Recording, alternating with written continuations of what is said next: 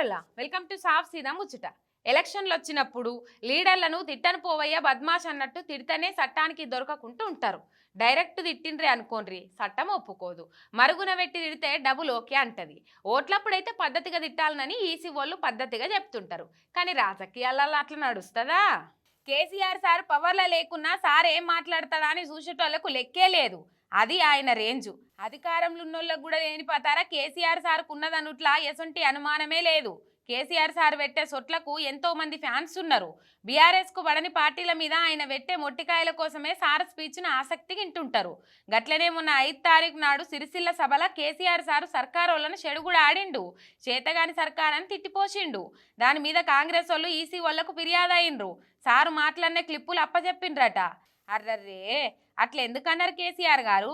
వాళ్ళని అట్లా ఎందుకు పొల్లు తిట్టవలసి వచ్చిందో జర మా ముంగటికి వచ్చి సంజాయించి ఇచ్చిపోనరని ఈసీ వాళ్ళు నోటీసులు ఇచ్చిండ్రు. బేస్తారం నాడు పొద్దుగాల 11ంటికి వచ్చి వివరణ ఇచ్చిపోవాలన్నట. అయితే BRS party legal cell already అట్లా ఎందుకు అనవలసి వచ్చిందో వివరణ తయారు చేసిండ్రట. కేసీఆర్ సార్ తరపున ఆ వివరణను అప్పచెప్పి ఈసీ వాళ్ళను చదువుకోమన్నారట. అయితే ఓట్ల అయ్యేదాకా కేసీఆర్ సార్కు ఇట్లా ఎన్ని నోటీసులు వస్తాయో చూడాలి. ఎందుకంటే కాంగ్రెస్ వాళ్ళ దుమ్ము దుల్పకుంటా సార్ ఉండలేడు, కంప్లైంట్లు ఇవ్వకుండా వాళ్ళు ఉండలేరు. పాపం ఏడుసుడు ఒక్కటే మిగిలిందా ఏంది వాళ్ళకని సోషల్ మీడియాలో కారడ్డాలు ఆడుతుండ్రు నెటిజన్లు. అబ్బా రోజు ఇంట్లోం వండుకుంటాం, అట్లా పోయి బయట తిందాంపా. అబ్బా నాకు ఇప్పుడు వంట చేసే ఓపిక అస్సలే లేదు, బయట తిందామని చాలా మంది ఈ నడుమ బయటనే తింటున్నారు. మరి బయట తిండ్లు ఎంత ఖతర్నాకున్నాయో చూడుండ్రిగా. ఇగో మూతవాళ్ళు ఏం చేస్తుర్రో చూడుండ్రి. హైదరాబాద్ బేగంపేట కాడున్న ఓ పేరు అయిన హోటళ్ల సిబ్బంది భాగోతం ఇట్లున్నది. కస్టమర్లు తినంగా మిగిలిన కూరలు చట్నీలను మళ్ళా తీసి ఓ మంచి గిన్నెలు వేస్తాండ్రు. వాటిని మళ్ళీ వేరే కస్టమర్లకు సర్వ్ చేస్తుండ్రు. గింతకంటే లేఖితనం ఇంకేముంటది? పైసలు తీసుకున్నాడు బరాబరేనాయ్. మళ్ళీ గిదేం కక్కుర్తి వీళ్ళకని మస్తు మంది తిట్టిపోతుండ్రు ఈ వీడియో చూసి.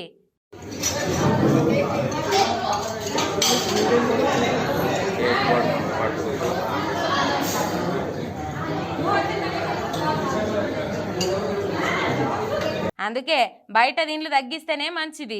ఎవడు ఎట్లా చేసి గాల పెడుతుర్రో తెలిసి పాడైతలేదు. పైసలు పెట్టి రోగం కొనుక్కున్నట్టు అవుతుంది. దుబాయ్ అంటేనే ఎడారి దేశం. ఆడ వానాలు చూడాలంటే ఎన్నట్టుకో ఓ నాటికి గాని చూడలేం. చుట్టూ సముద్రం ఉన్నా తాగేదందుకు నీళ్లుండని దేశం. గసొంటి దుబాయ్లా వరదలు ఎట్లా అంగడి చేసినాయో చూడుండ్రి. ఓర్ని దుబాయ్ వాళ్ళు జన్మల చూడలేమనుకున్నది చూసిండ్రు. లేకుంటే దుబాయ్లో వరదలు వచ్చుడైంది, దుబాయ్ రోడ్లని చెర్లవుడైంది. దుబాయ్ గవర్నమెంట్ వర్షం కోసం క్లౌడ్ సీడింగ్ అని మబ్బులను రెచ్చగొట్టింది. ప్రకృతి ఊకుంటుందా? ఏ పాటి కావాలరా మీకు వాన అని దంచుడు దంచింది. దెబ్బకే సిటీలన్నీ సముద్రాలైనాయి. ఎయిర్పోర్ట్ల రన్వేల మీద విమానాల కంటే వరదనే ఎక్కువ ఉన్నది. ఇళ్లలకు నీళ్ళు వచ్చినాయి. ఏడికాడ ఆగమాగమైపోయింది. ఇదే వరద మన హైదరాబాద్లో వచ్చినప్పుడు కేసీఆర్ దగ్గరుండి వరదలు పంపిండు అన్నట్టు బదనామేసిండ్రు కొంతమంది. చూడుర్రి, ప్రకృతి ముంగట దుబాయ్ అయినా ధూళికట్ట అయినా ఒకటే అని ఎన్నడర్థమవుతుందో. అంత పెద్ద అడ్వాన్స్డ్ సిటీ దుబాయ్ వరదల చిన్నభిన్నం అయిందంటే మనమెంత చెప్పుండ్రి. అందుకే ప్రకృతి విపత్తులు వచ్చినప్పుడు ఎక్కిరిచ్చుడు బంద్ చేయాలి.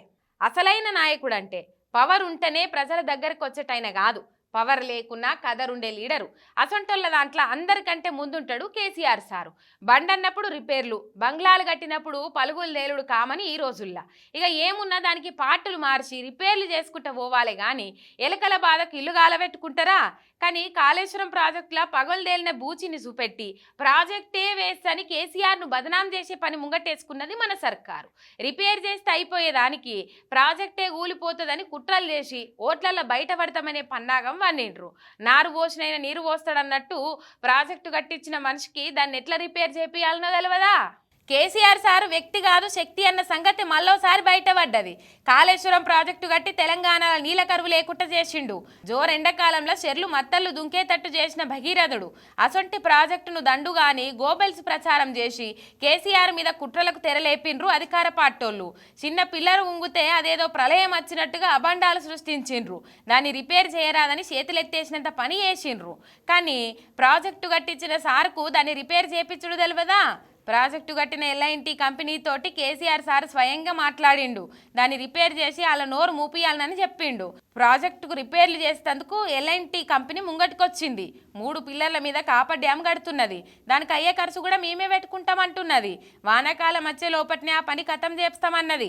అసలైన లీడర్ పనితనం అంటే గిట్లుంటది. మాటలు చెప్పరు, పనే మాట్లాడుతుంటది.